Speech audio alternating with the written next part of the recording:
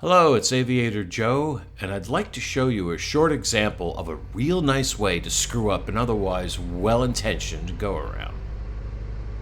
Recently, I went flying in one of the flight design CTLSs that I rent from the Columbus Flight Club.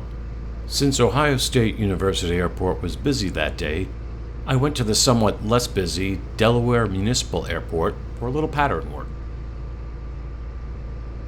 On one of my landing attempts, I turned from base to final a little too late and was not aligned with runway 28.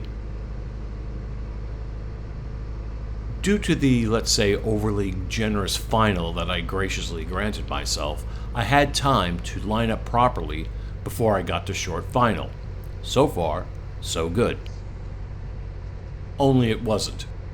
I still had a fair amount of power in and was knocking on 28's doorstep before I finally pulled the throttle back.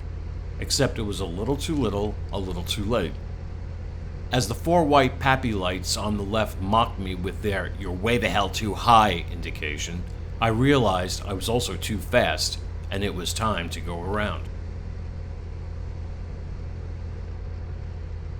So I pushed the throttle forward, verified that I was at 65 knots and climbing, and pressed on. But something was off.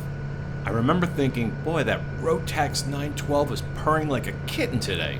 As the CTLS nose started to touch the very deep and very hard quarry at the end of the runway, it dawned on me that the reason the Rotax was purring was because I was not at full throttle.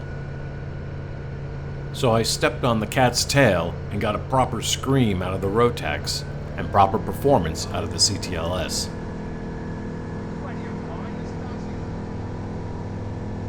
This could have been a disaster. It's a good thing I've developed the habit of monitoring airspeed and climb rate religiously, especially on go-arounds.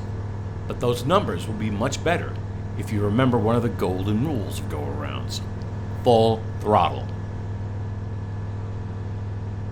If you enjoyed this video, please click the like button and consider subscribing. Happy landings and go-arounds too.